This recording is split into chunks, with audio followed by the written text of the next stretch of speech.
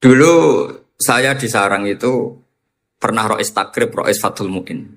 Tapi yang menjadi saya tambah alim itu gara-gara gejolokan bapak begini. Hak, dhisik ana wong imami, saking semangate ngapalno hal ataka hadisul ghosiyah. Jumat-Jumat itu. Karena dia ingin keren ya pakai surat panjang gitu. Terus dia datang ketika takbir langsung baca Bismillahirrahmanirrahim hal ataka hadisul ghosiyah. Makmumnya bilang subhanallah. Karena dia agak pede dengan surat yang panjang diganti kul ya ayyuhal kafirun. Makmumnya masih bilang subhanallah. Sampai berkali-kali diganti surat kulhu, ya makmumnya tetap bilang subhanallah. Karena nggak tahu caranya mengingatkan kalau imam itu tidak baca Fatihah. Karena ada satu cara yaitu kon ngelingno ngangge napa? Subhanallah. Akhirnya wonten makmum sing nekat ora maca Fatihah. Nah, pertanyaan bapak saya, kamu harus berani ijtihad. Merubah hanya satu pakem mengingatkan imam itu pakai subhanallah. Karena kalau kasus seperti ini nggak cukup diingatkan subhanallah. Niki adik-adik kira-kira batal mboten ngelingno imam muni ora maca Fatihah.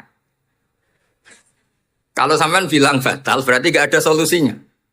Kalau bilang sah itu beberapa kalimat yang dalam pakem sholat itu napa? Membatalkan. Sampean milih batal apa enggak?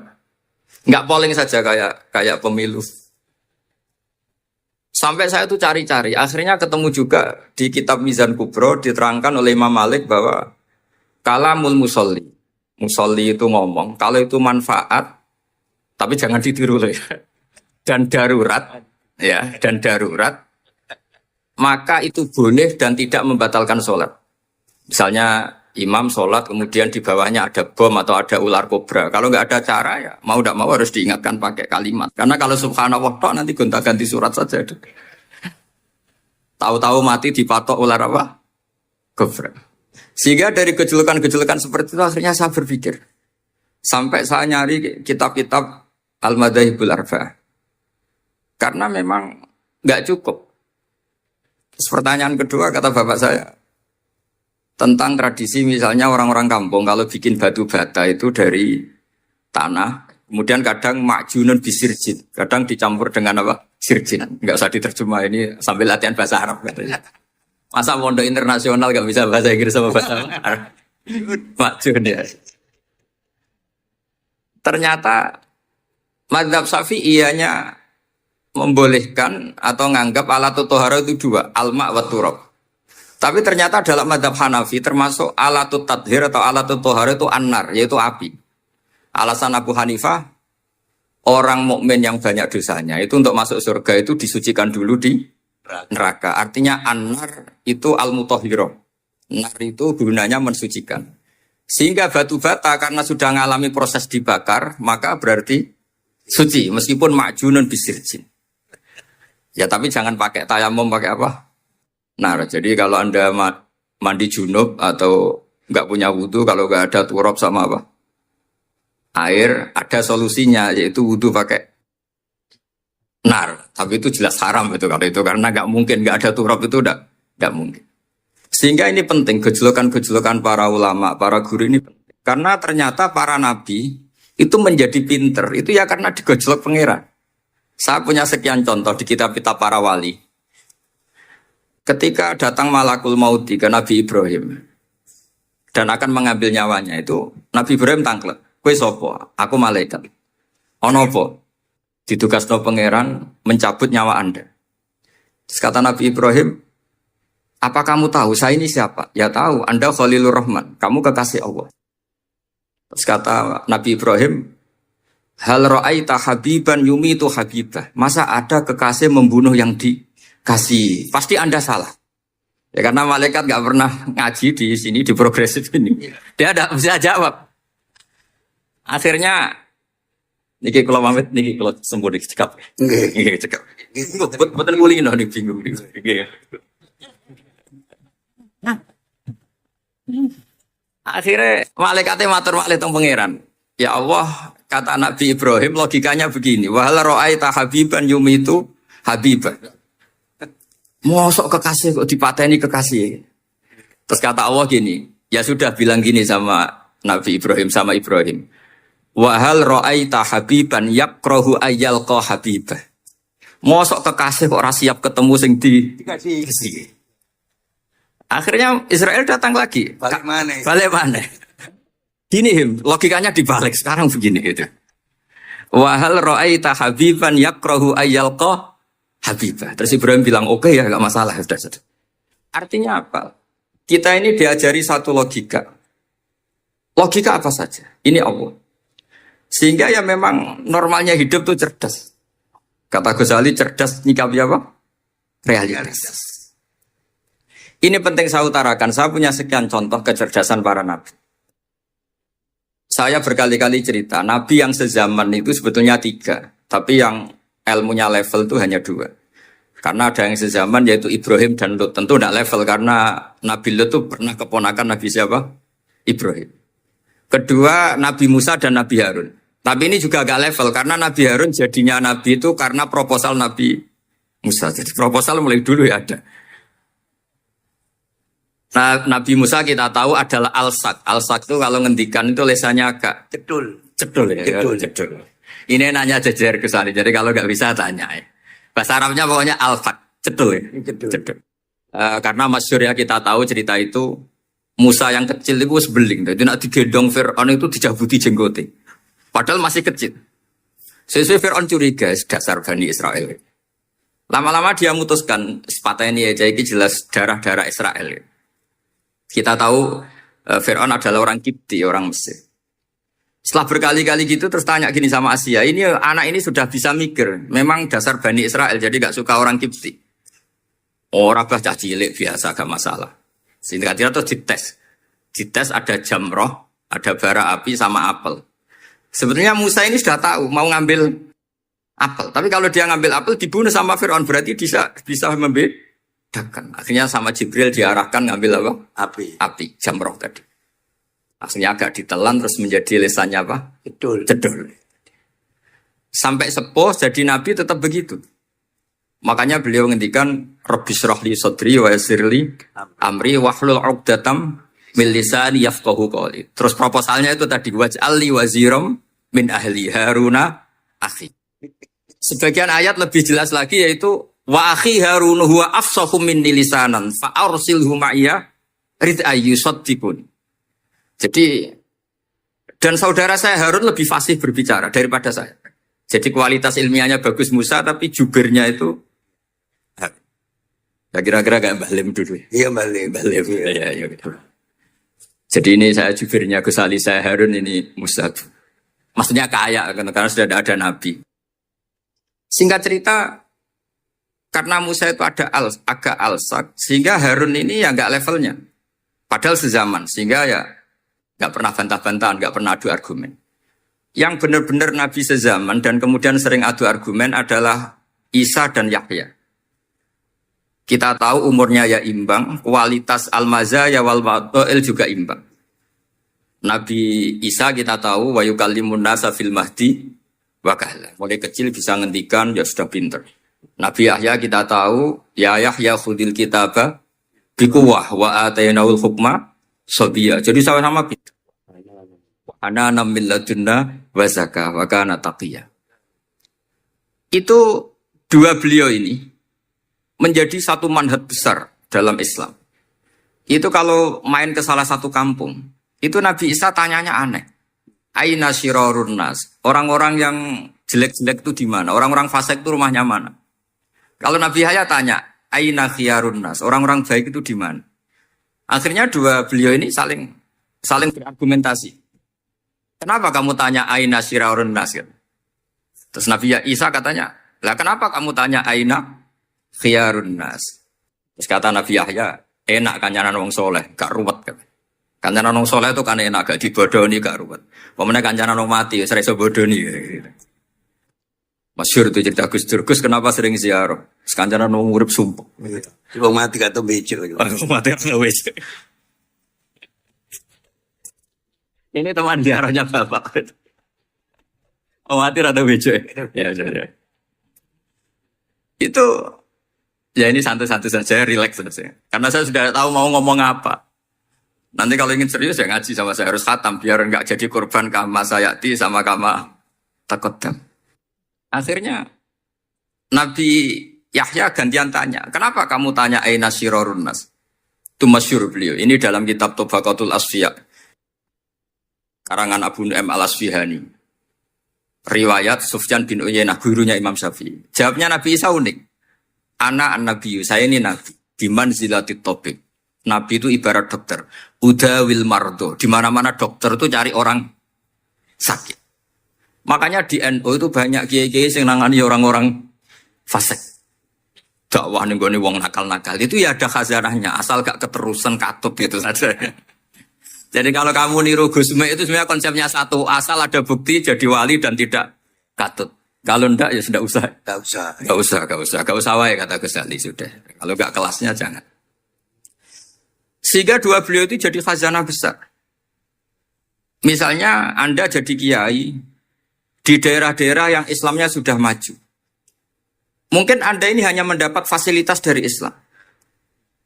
Makanya saya sendiri secara pribadi, misalnya kecelok pinter, tah ranking, tah juara musabaqah tilawatil Quran, kadang dari sekian prestasiku untuk umroh mendapat.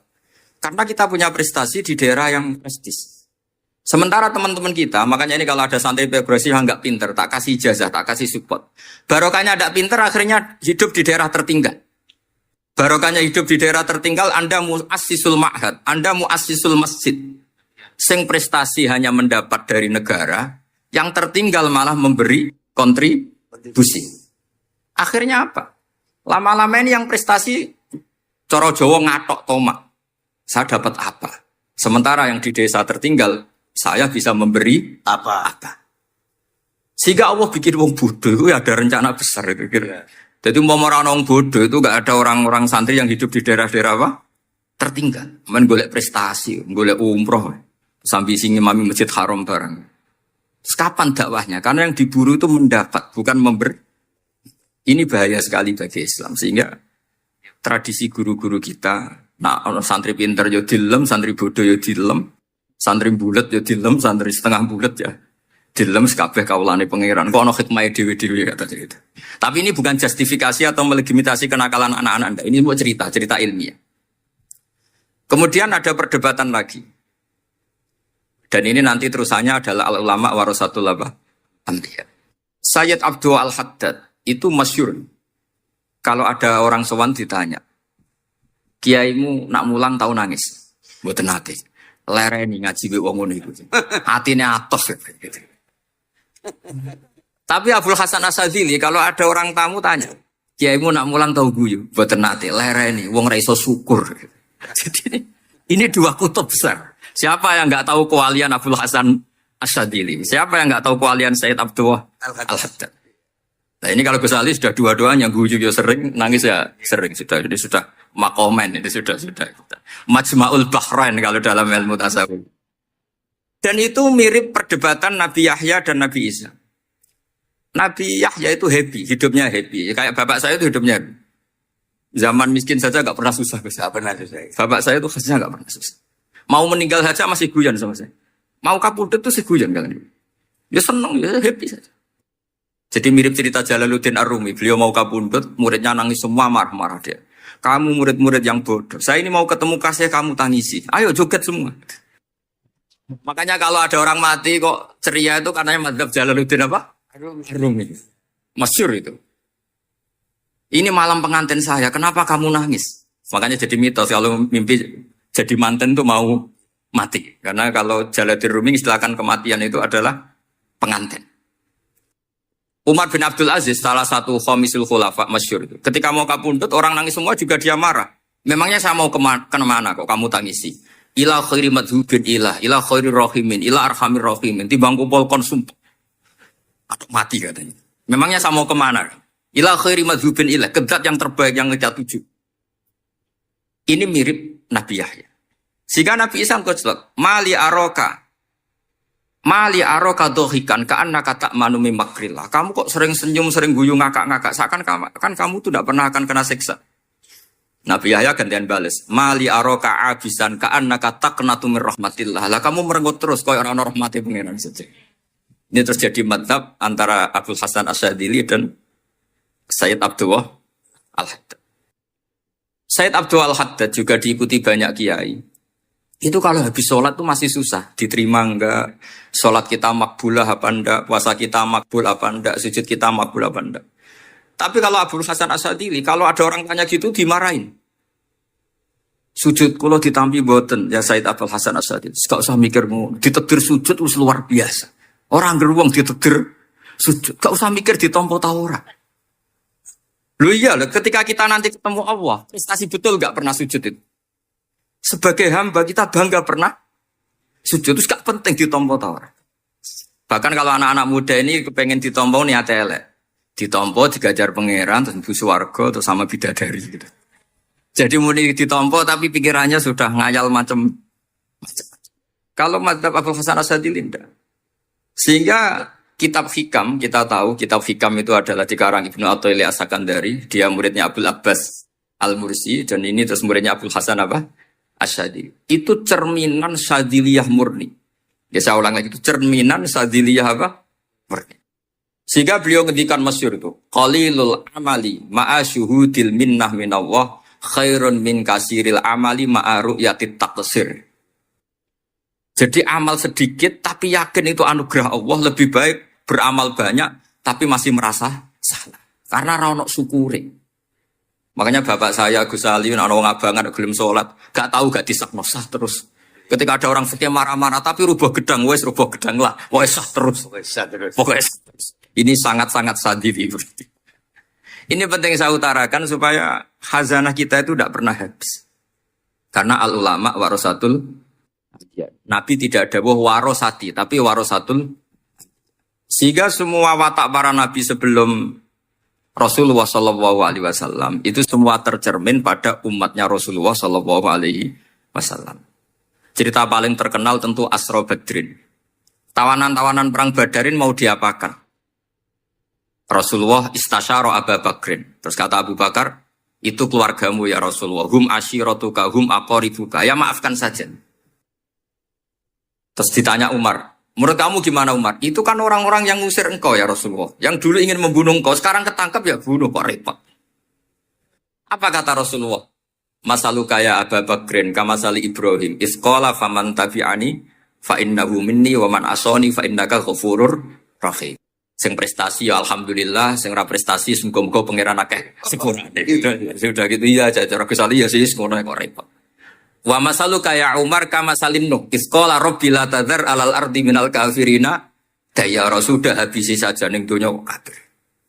Tapi anehnya Rasulullah akhudha bi madzhabi Abi Bakar. Nabi mengambil pendapatnya siapa? Abu Bakar. Karena Nabi kena khitab anit tabi millata Ibrahim Akhirnya terus keterusan. Akeh kiai NU nak umat salah dibarno nganti ra roh nak salah. Makanya kenangan saya sama Mbah Sal Mahfud karena beliau itu sepupu sama Mbah saya di Israel itu. Kata Mbah Sal gini, "Hak umpama pantes," kata beliau ini, "umpama pantes, pondok-pondok itu tak sertifikat." Kenapa, Mbah? Lah ya akeh kiai gondrong muridé kol gondrong kabeh terus kadang rapati salat jare diulang kali jogo. Engko neng kali-kali golek Nabi Khidir gak tau ngaji. Lah ngene ku nak ditakoki afiliasine kok NU gitu. Mau disertifikat, jadi distandarkan. Pokoknya anggar gak ono takribe ya ora NU gitu. Karena nanti kalau gak disertifikat ini terus khayal-khayal macam-macam ini rata-rata kan afiliasinya juga ngeklaim NU. Padahal ya itu tadi. Jadi diulang kali jogo langsung diulang macam-macam. Ini penting saya utarakan karena standarisasi ini penting. Caranya gimana? Kita harus sebanyak mungkin baca khazanah Islam. Makanya Imam Ghazali, kayak apa pinternya Imam Ghazali? Beliau di akhir kitab Ihya ngendikan wa alaika bimudawamati mutalaati kitab khilyatil auliya wa tabaqatil asfiya. Sehingga kita akan punya khazanah yang luar biasa. Saya punya banyak tentang kearifan ya para ulama-ulama dulu. Di antaranya dulu saya sering diceritain bapak tapi gak paham. Tapi setelah saya ngaji lama-lama paham. Beliau pernah didhawuhi Badullah gini, Nur, dhisik ana wong salat 2 rakaat. Terus syukur akhirnya salat lagi sampai 4 rakaat. Saking syukurnya salat lagi sampai 6 rakaat. Seterusnya sampai 1000 salat. Kita tahu itu Said Ali Zainal Abidin. Jadi dia menambahkan salat itu karena iskon lillah wa syauqan lillah, mahabbatan lillah. Bukan kayak kita, karena ingin salat 1000 rakaat dibagi sekian menit terus kenanya 2 jam. Jadi kayak kita tarawih lah 20 menit, 20 rakaat dibagi sekian kenanya 7 menit. Pentingnya apa? Meskipun kita tidak akan mengalami seperti itu, tapi kita menjadi tahu ketika Rasulullah SAW menghentikan wa qurratu aini fis shalah. Bahkan Nabi kalau banyak masalah, itu Nabi mutaraddidan di dalamnya. Setelah mutaraddidan agak panik, Nabi tanya gini sama Aisyah, Aina Bilal, Aina Bilal. Bilal kemana, Bilal kemana? Setelah Bilal notok, tok tok tok tok, ya Rasulullah as-sholat. Arifna ya Bilal, arifna ya Bilal. Saya kasih istirahat ya Bilal, saya kasih istirahat. Karena roh dunia, roh politik, roh kebudayaan, roh dulur, bulet kabeh. Sing ra bulet mau sitok hubungan ambek Allah Subhanahu wa ta'ala. Maka disebut as-sholat rohatul mu'min. Apa yang terjadi? Ashabu Rasulillah ketika Sayyidina Umar ditusuk oleh Abu Lulu al-Majusi. Tentu pakai kira-kira ya panah yang kayak pancing. Jadi kalau sudah dimasukkan kadu cabut itu sakitnya minta ampun. Apa kata Umar? Nanti cabut ketika saya sholat. Karena sekali sholat dan setelah itu dicabut enggak terasa. Ya, kalau sholat kita ada nyamuk ya sudah. Ini penting saya ceritakan sampai ada wali ditawarin Allah, silahkan masuk surga, tanya, ya Allah di surga ada sholat enggak? Kalau tidak ada sholat enggak lah. Karena dia enggak bisa membayangkan nikmat tanpa sholat. Sehingga penting sekali kekaguman-kekaguman ini. Ketika Sayyidina Umar wafat, di antara yang pertama ditanyakan adalah yang bunuh saya siapa? Itu Hulamul Mughirah, Abu Lulu al-Majusi. Beliau spontan langsung ngendikan gini. Alhamdulillah alladzi ja'ala maniyati biyadi rajulin lam yasjud laka sajdatan tuhajuni biha yaumal qiyamah. Matur nuwun Gusti, saya dibunuh oleh orang yang enggak pernah sujud. Kalau saja dia pernah sujud, saya tidak berani maksudkan dia. Jangan-jangan sujud itu engkau terima kemudian dia min ahlil jannah. Kayak apa pentingnya kenangan sujud? Rasulullah juga pernah ngendikan nanti kalau dunia sudah ruwet, as-sajdatul wahidatu khairun minad dunya wa ma fiha. Satu sujud lebih baik ketimbang dunia seisinya. Karena itu kelayakan kita sebagai hamba. Makanya Abu Hasan Asadili ngendikan, sudahlah kafal amilina jazaan an radhiyakalaka ahlan. Sudah ditakdir ngamal sudah harus syukur. Kok mikir ditompo ta ora usah, gak penting. Itu madzhab Abu Hasan apa? Asadili. Dan itu ditiru para kiai-kiai kita. Madzhab Said Abdul Haddad juga ditiru kiai-kiai kita. Sehingga sedekah Rasulullah ketika ngendikan al ulama warasatul anbiya. Ini penting saya utarakan karena khazanah kita biar tetap kaya. Makanya masyhur dalam Manaqibul Ghazali kita tahu Imam Ghazali itu orang yang luar biasa, pengarang Ihya. Saya punya banyak karangan beliau, Al-Arba'in Al-Usul. Tapi yang paling saya cintai tentu Ihya, kitab Mustasfa, kitab Qawaid Fiqh itu Usulul Fiqh. Manaqibul Ghazali adalah Rasulullah pernah jejer Nabi Musa. Terus Rasulullah ngendikan ulama ummati ka anbiya'i Bani Israel. Terus kata Nabi Musa, yang benar saja, masa ulama kok kapasitasnya kayak Nabi apapun hebatnya itu enggak mungkin lah kapasitasnya kayak Nabi. Terus kata Rasulullah, ya sudah buktikan saja. Terus dipanggillah Imam Ghazali. Ketika dipanggil, ini katanya Ghazali kata. Ditanya sama Nabi Musa, siapa namamu?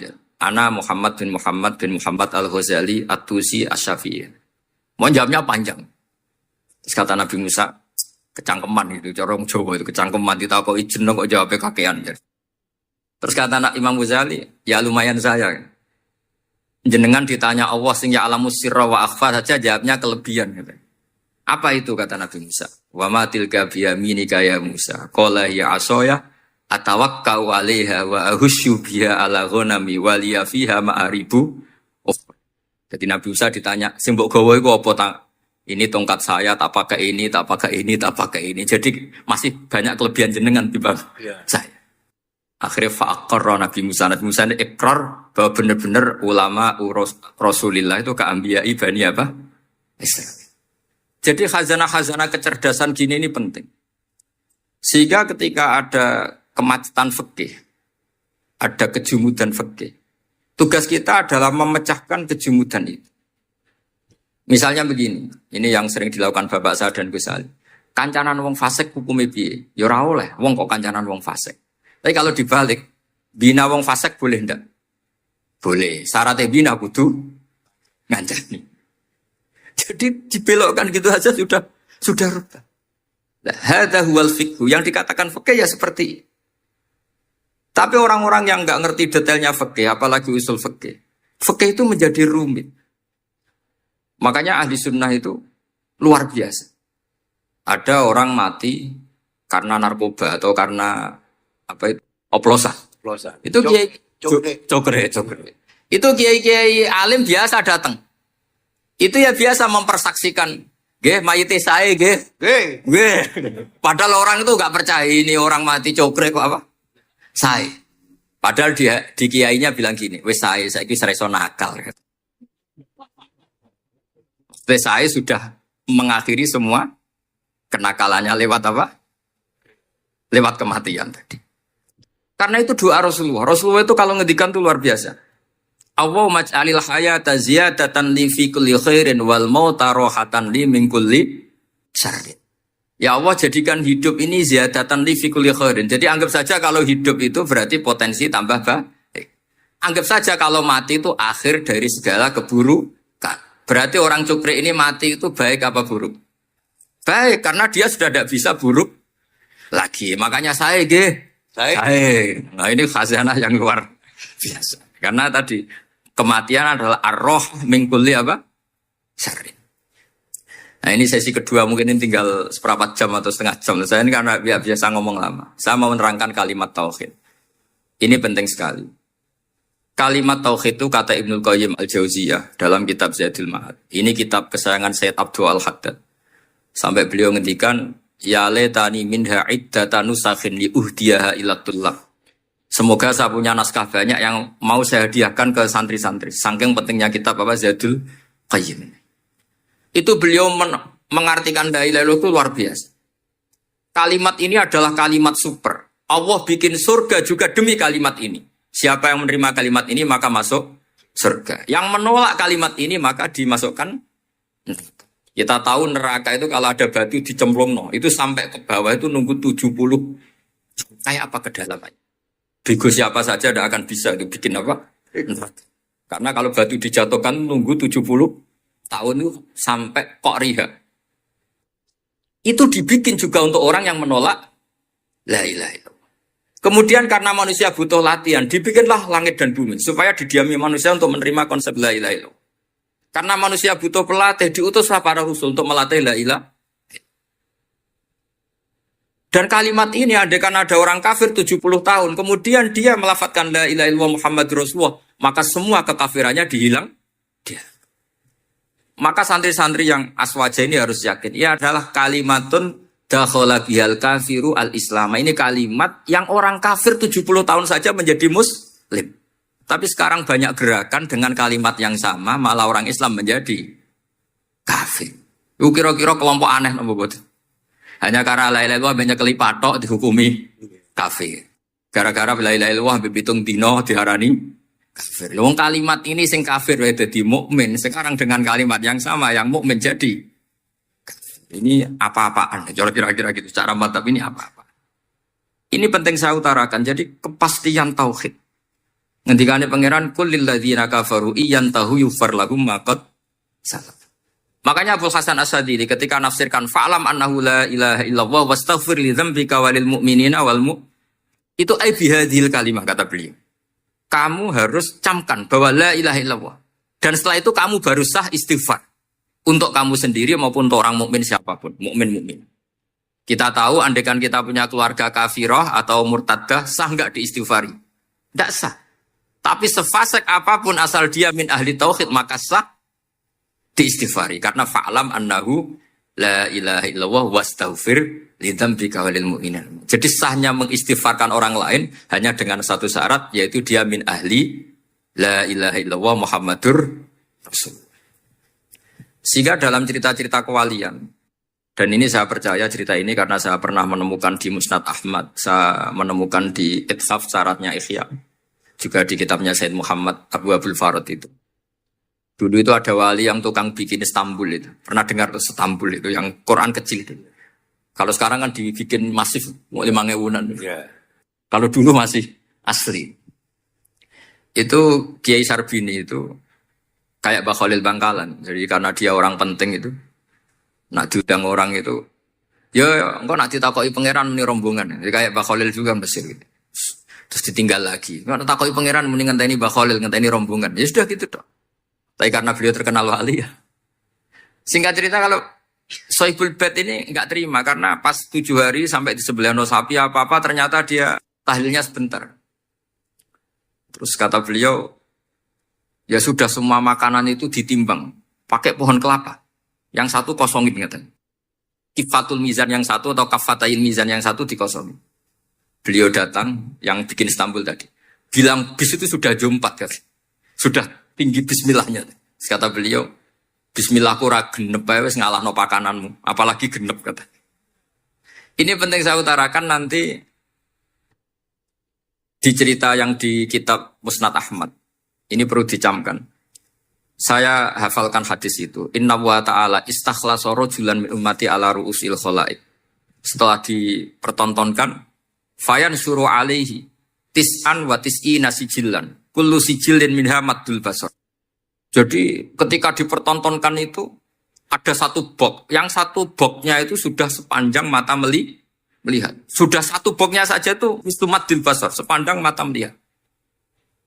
Apalagi di 99. Terus Allah itu fair. Allah tanya, afalaka uzrun, apa kamu melakukan kesalahan banyak ini punya alasan? Tidak katanya. Adzolamat kata badi al-hafidun. Apa memang malaikat itu sentimen sehingga salah kamu tok yang ditulis, kalau kamu nggak salah nggak ditulis? Ndak ya Allah. Terus kata Allah, bala innalaka inti hasanah. Kamu masih punya satu kebaikan. Ketika Allah bilang kamu punya satu kebaikan, apa kata lelaki tadi? Nah, gunanya apa ya Allah satu kebaikan dibanding kesalahan yang sebanyak itu? Akhirnya kesalahan yang sebanyak itu ditimbang. Si timbang satunya itu hanya la ilaha illallah Muhammadur Rasulullah. Fatosat as-sijilat. Semua catatan salah tadi kalah. Kenapa? Fala yaskulu ma'asmillahi ta'ala syai'un. Karena di dunia maupun akhirat tidak ada yang bisa mengalahkan kalimah thayyib. Tapi sekarang kalimah thayyibah itu jadi tersangka. Nah ini makanya saya mohon santri-santri hujjiyatu ahli sunnah wal jamaah ini harus mustaqirrah, harus sabitah. Harus benar-benar berargumentatif. Sehingga kita tahu setahu-tahunya bahwa kalimat ini adalah kalimat yang orang kafir saja menjadi muslim. Masa dengan kalimat yang sama orang mukmin menjadi kafir. Ini penting saya utarakan karena kita harus terus belajar. Caranya gimana? Ya diantaranya tadi belajar kitab Ihya, beberapa kitab. Sehingga khilaf-khilaf fikhiyah, meskipun kita tidak bidangnya misalnya, itu tetap punya kualitas yang luar biasa. Saya sampai sekarang menerima sorogan kitab Mahalli. Itu di situ ada perdebatan unik. Boleh enggak misalnya jenazah itu diletakkan di belakangnya yang sholat? Kata kaul awal enggak boleh. Di mana-mana jenazah itu ya di depannya orang apa? Sholat. Tapi kata kaul sani, ya boleh saja jenazah itu enggak imam katanya. Iya. Sehingga pentingnya kaul sani adalah kalau Anda di Arab Saudi, itu jenazah-jenazah tetap di kamar mayat. Kemudian yang sholat ya di depan jenazah. Karena kalau dipaksakan di depan berarti jenazahnya di dekat apa? Ka'bah. Kayak apa kreditnya Mekah. Nah meskipun kita tidak melakukan itu, karena nanti dianggap aliran apa? Sesat. Ada jenazah kok di belakang kita sholat apa? Di depan. Tapi ini ilmu harus kita dengar. Begitu juga khilafnya kaul qadim dan kaul jadid. Menurut kaul jadid, yang namanya sujud itu harus 7 anggota.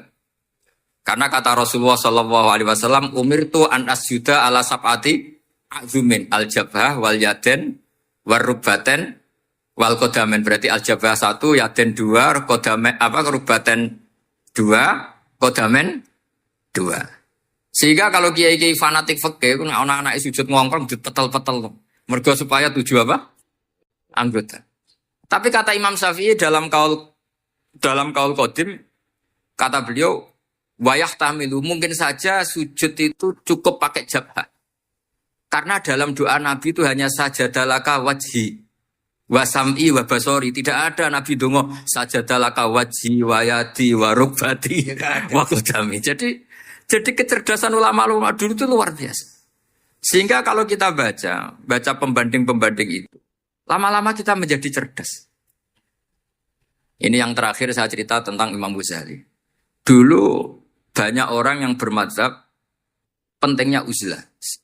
Sehingga banyak ulama yang uzlah. Alasannya kumpul wong serepot tok. Paling gak ngerasani wong lah. Minimal dosanya ngerasani wong.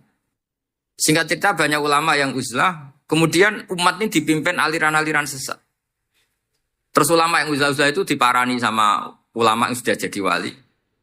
Ya akalatal hasis karena dia di hutan sehingga makannya hanya rumputan. Tarattum ummata Muhammadin sallallahu alaihi wasallam fi aidil mubtadi'ah.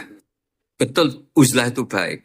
Tapi membiarkan umatnya Nabi dipimpin orang-orang yang sesat. Makanya kita terima kasih sekali Gus Ali ada di antara kita, membimbing kita, membina kita. Jangan terus dunia wis rusak tinggal nawa tidak bisa. Ini ummatur Rasulillah. Ummatun marfumah, ummatun mahfudhah, ummatun mar'iyah. Insyaallah apapun kondisinya kita tunggoni. Baik dalam skala negara, masyarakat maupun kultural. Saya kira demikian. Wassalamualaikum warahmatullahi wabarakatuh.